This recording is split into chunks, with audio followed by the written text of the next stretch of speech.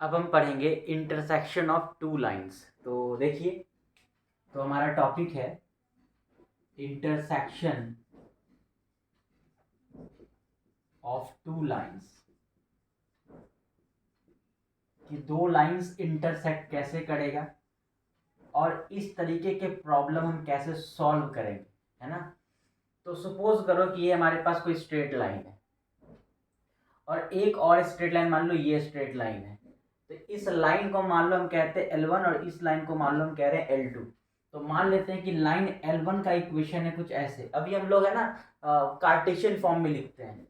तो मान लेते हैं कि इस स्ट्रेट लाइन L1 का इक्वेशन कुछ ऐसे है, x minus x one by l one is equal to y minus y one by m one is equal to z minus z one by n one. हमने L1 line का equation माना। ऐसे ही हम line L2 का equation मान लेते हैं, x minus x two by l two y minus y two by m two, और मैं इसका मान लेता हूं z minus z two by n two. तो इसका मतलब ये स्ट्रेट लाइन L1 कहां से पास कर रहा होगा, तो ये straight line x1 y1 z1 point से पास कर रहा होगा, और ये स्ट्रेट लाइन L2 कहां से पास कर रहा होगा, तो x2 y2 z2 पॉइंट से पास कर रहा होगा। इस लाइन L1 का डायरेक्शन रेशियो क्या होगा, तो L1 M1 N1 होगा।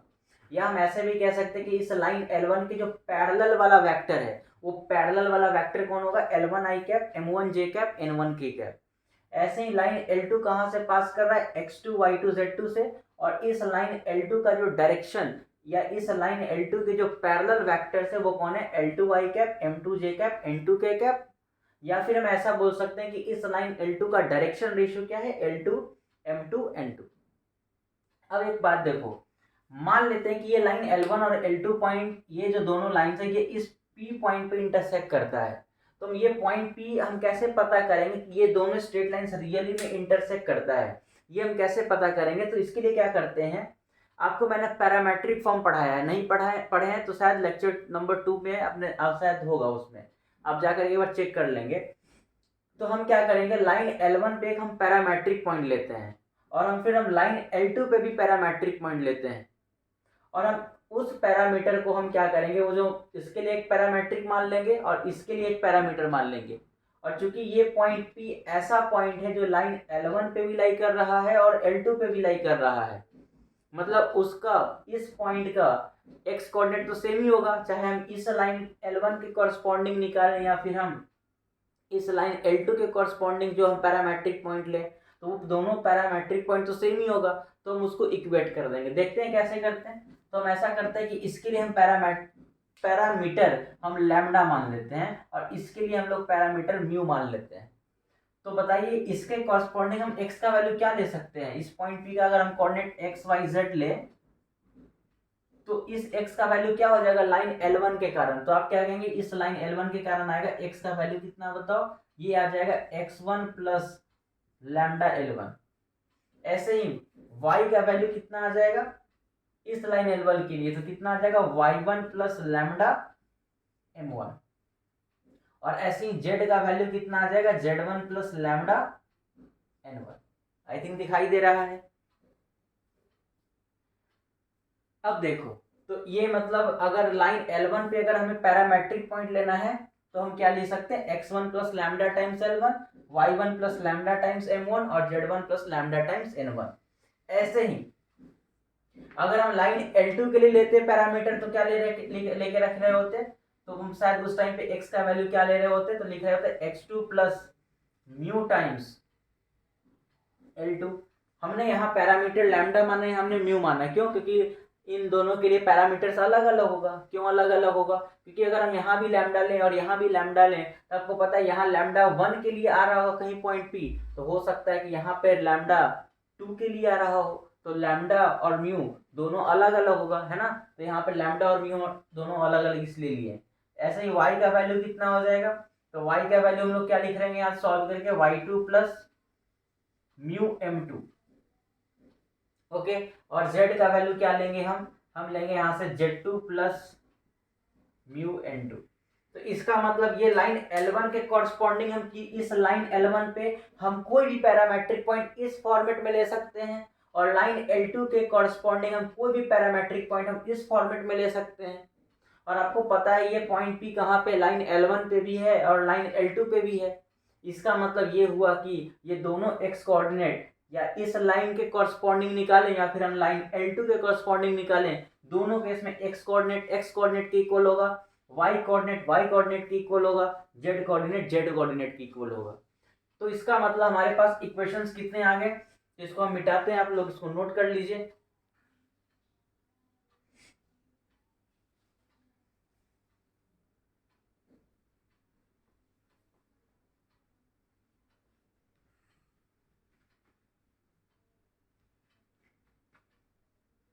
तो इसका मतलब क्या हो गया कि ये x कोऑर्डिनेट के इक्वल होगा, आई मीन कि x1 plus lambda times L1 must be equal to x2 plus mu times L2।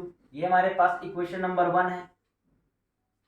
फिर ऐसे ही हमारे पास आ जाएगा एक और इक्वेशन आ जाएगा, अगर हम इसको अच्छे से लिख दे तो थोड़ा सा अच्छा भी लगेगा, है ना। अगर हम लैम्डा म्यू इक्वेशन लिख दे तो थोड़ा सा हम इसको सॉल्व करके लिख देते हैं, थोड़ा सा अच्छा लगेगा देखने में। तो विच इंप्लाइज दैट यहाँ से कितना आ जाएगा, lambda L1 minus mu L2 is equal to, या हम छोड़ भी सकते थे, कोई दिक्कत नहीं है ना। हम तो बस ये कह रहे हैं कि लैम्डा और म्यू में हमारा इक्वेशन हो जाएगा equal to x2 minus x1। This is my equation number 1। x2 x1 तो कांस्टेंट है, कोई नंबर आएगा।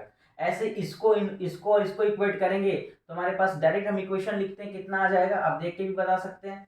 हमारे पास इक्वेशन आ जाएगा lambda m1 minus mu m2 equal to y2 minus y1। ये हमारे पास इक्वेशन नंबर 2 आ जाएगा। और हमारे पास तीसरा नंबर इक्वेशन क्या आ जाएगा लैम्डा म्यू में, तो आपको समझ में आ रहा होगा, यहाँ से कितना आ जाएगा lambda times n1 minus mu times n2 equal to z2 minus z1। तो हमारे पास ये तीसरा नंबर इक्वेशन है। हमारे पास कितने वेरिएबल्स हैं, हमारे पास कितने वेरिएबल्स हैं, दो वेरिएबल हैं लैम्डा और म्यू, है ना। तो हम क्या करेंगे, इन तीनों में से किसी भी दो इक्वेशंस को हम सॉल्व कर लेंगे, है ना। हम इन तीनों इक्वेशंस में से किसी भी दो इक्वेशन को हम सॉल्व करेंगे। जब हम सॉल्व करेंगे तो हमारे पास क्या आ जाएगा, लैम्डा का वैल्यू आ जाएगा और म्यू का वैल्यू आ जाएगा। वो लैम्डा का वैल्यू और म्यू का वैल्यू अगर तीसरा इक्वेशन सेटिस्फाई कर दिया, है ना, अगर मान लो 1 और 2 को सॉल्व किए तो हमारे पास तो तीसरा इक्वेशन ही बचेगा ना। तो हम अगर 1 और 2 को सॉल्व किए, लैम्डा म्यू निकला, और ये लैम्डा म्यू अगर इक्वेशन नंबर 3 को सेटिस्फाई कर दिया तो इसका मतलब वो दोनों लाइन एक्चुअली में इंटरसेक्ट कर रहा होगा। और अगर लैम्डा और म्यू का वैल्यू हमने निकाला और वो लैम्डा और म्यू इस इक्वेशन नंबर 3 को सेटिस्फाई नहीं किया, इसका मतलब कि वो दोनों लाइन एक दूसरे को इंटरसेक्ट नहीं करेगा। तो बस ये छोटा सा लाइन हम लिख देते हैं, solve equation number 1 and 2। Okay, we get क्या मिलेगा, लैम्डा मिलेगा और म्यू मिलेगा। ओके, और ये lambda mu, if lambda mu satisfy, अगर ये सेटिस्फाई करता है किसको, इक्वेशन नंबर 3 को, then line L1 and line L2 intersect. तो लाइन L1 और लाइन L2 क्या कर जाएगा, इंटरसेक्ट कर जाएगा। और अगर if lambda mu does not satisfy, okay, if lambda mu does not satisfy equation number 3, then L1 and L2 does not intersect, तो वो उस टाइम पे इंटरसेक्ट नहीं करेगा। बात समझ में आ गया। तो ये ऐसे करके हम थ्योरी को क्या करेंगे, इस तरह के प्रॉब्लम्स को हम सॉल्व करेंगे। तो एक छोटा सा क्वेश्चन हम लिखते हैं, उसको हम सॉल्व करके दिखाते हैं।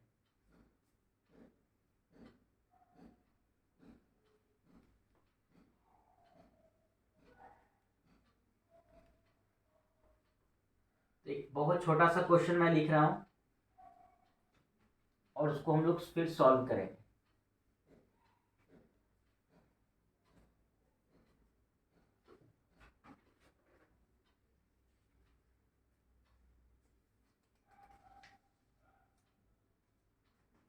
तो क्वेश्चन है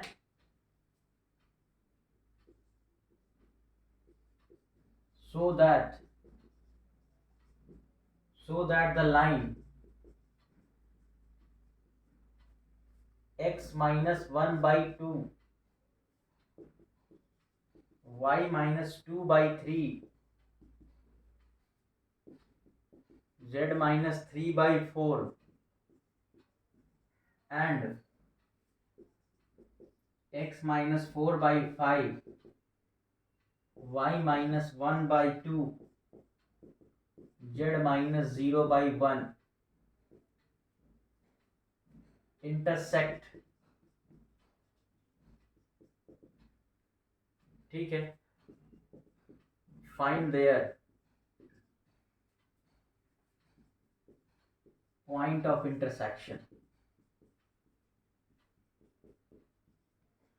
ठीक है, तो ये एक छोटा सा प्यारा सा क्वेश्चन है। तो इसको देखो क्या कहा गया है कि ये स्ट्रेट लाइन और ये स्ट्रेट लाइन इंटरसेक्ट करता है, प्रूव करो। ठीक है, और अगर इंटरसेक्ट कर जा रहा है तो उसका पॉइंट ऑफ इंटरसेक्शन भी पता करना है। कैसे करेंगे, बड़ा सिंपल है, हम जल्दी से लिखेंगे। हम इसका पैरामेट्रिक पॉइंट लिखेंगे। तो इसका पैरामेट्रिक पॉइंट कौन सा हो जाएगा बताओ, वो पैरामेट्रिक पॉइंट हो जाएगा 1 + 2 लैम्डा, है ना। अगर इसको हम लैम्डा के इक्वल करेंगे तो 2 लैम्डा और -1 गया तो उधर +1 हो गया, तो ये हो गया 1 + 2 लैम्डा।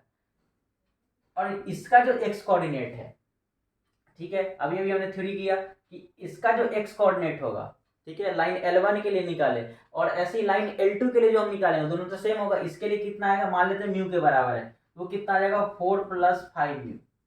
ठीक है, ये हमारे पास पहला नंबर इक्वेशन आ गया। इसको थोड़ा सा हम और अच्छे से सॉल्व करेंगे तो ये कितना हो गया बताओ, 2 लैम्डा -5 म्यू। ठीक है, और ये 1 को उधर लेके गए तो 3 हो गया, ये इक्वेशन नंबर 1 हो गया।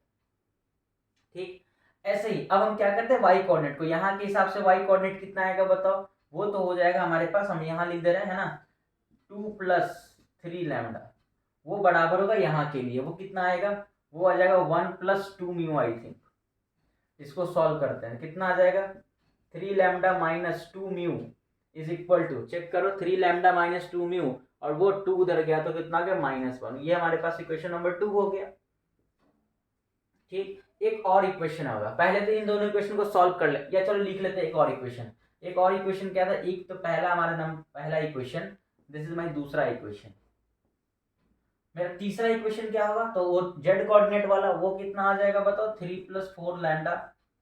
ठीक है, यहां से हम लिख रहे हैं, ये दोनों इक्वेशंस लिख लिए और हम लिख रहे हैं 3 + 4 लैम्डा, और हमारे पास यहां से जेड कोऑर्डिनेट कितना आ जाएगा, वो आ जाएगा म्यू आई थिंक। ठीक है, क्योंकि यहाँ 0 है तो ये म्यू आ जाएगा, तो यहाँ से म्यू ये हमारे पास हो गया तीसरा इक्वेशन। किसी भी 3 इक्वेशंस में से किसी भी 2 इक्वेशन को हम सॉल्व कर लेते हैं। हमें है सबसे आसान कौन दिख रहा है, इक्वेशन नंबर जो है ना आपका, अगर हम इसको ध्यान से देख लें, इक्वेशन नंबर 1 और 3, ये बड़ा आसान सा इक्वेशन है, तो हम पहले इसको सॉल्व कर लेते हैं। तो सॉल्व, ठीक है, solve equation number 1 and 3, solve करते हैं, वी गेट क्या मिलता है बताओ डायरेक्ट। अगर इसको हम सॉल्व करें तो म्यू का वैल्यू हम लोग कितना रखने वाले हैं, 3 + 4 लैम्डा, है ना, सब्स्टिट्यूशन मेथड हो गया। तो हम यहाँ से सॉल्व करेंगे तो 2 लैम्डा -5 म्यू के जगह पे क्या लिखने वाले हैं, 3 + 4 लैम्डा इज इक्वल टू कितना 3। तो सॉल्व करते हैं इसको, 2 लैम्डा -3 तो -15 और ये हो गया -20 लैम्डा इक्वल टू 3। ठीक है, तो यहाँ से विच इंप्लाइज है, देखो ना 2 लैम्डा -20 लैम्डा -18 लैम्डा। ठीक है, -15 उधर जाएगा तो कितना जाएगा, +18, यहाँ से कैंसिल हो गया तो लैम्डा का वैल्यू -1 हो गया। ठीक है, तो लैम्डा का वैल्यू कितना आ चुका है, -1, है ना, लैम्डा आ चुका है। अब हम क्या करेंगे, म्यू निकाल लेते हैं। अब तुमको पता है म्यू यहाँ निकालने का फॉर्मूला है 3 + 4 लैम्डा, तो डायरेक्ट हम यहाँ से लिख देते हैं कि म्यू कितना आ जाएगा, म्याऊ नहीं म्यू, तो यहाँ से लैम्डा -1 तो 3 - 4 कितना आ जाएगा, 3 - 4 हो जाएगा -1।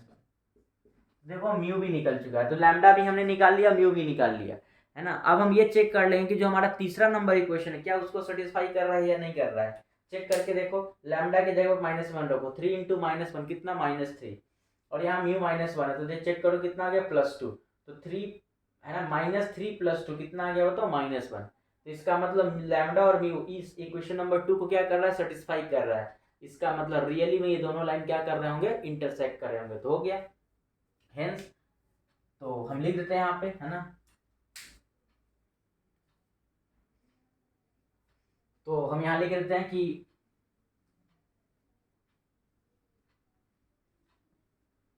तो ये जो लैम्डा है और म्यू है,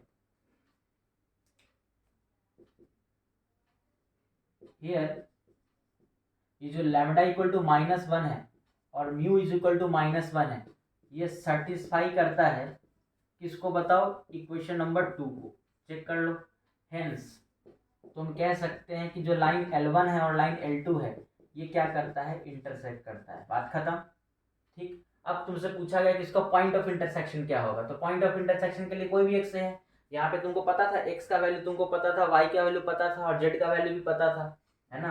एक्स का वैल्यू कितना था याद है, एक्स का वैल्यू हम लोग कितना लिखे थे, तो शायद एक्स का वैल्यू हम लोगों के पास था, याद होगा तुमको 1 + 2 लैम्डा, है ना। तो यहाँ से लैम्डा के जगह -1 है तो कितना आ जाएगा, तो -1। वाई का वैल्यू तुमको याद है कितना था, वाई का वैल्यू, वाई का शायद था 2 + 3 लैम्डा, तो शायद तुमको -1 यहाँ से भी आ जाएगा, है ना। चेक कर लो ना एक बार। और तुम्हारे पास जेड का वैल्यू याद है ना, जेड का वैल्यू कितना था, शायद जेड का वैल्यू तुम्हारे पास था 3 + 4 लैम्डा। देखो कॉपी में लिख रहे हो तुम, कितना -1। तो तुम्हारा जो पॉइंट ऑफ इंटरसेक्शन है POI, मतलब पॉइंट ऑफ इंटरसेक्शन कितना, -1 -1 -1। ये तुम्हारा क्या हो गया, आंसर हो गया। ओके। तो इस तरीके से हम करके क्या कर सकते हैं, हम इस तरह के प्रॉब्लम्स को हम सॉल्व कर सकते हैं। अब हम क्या करते हैं, थोड़ा सा आगे हम बढ़ते हैं, ठीक है। और एक और बात, अगर वीडियो अच्छा लग रहा है तो लाइक करो, सब्सक्राइब करो और शेयर करो।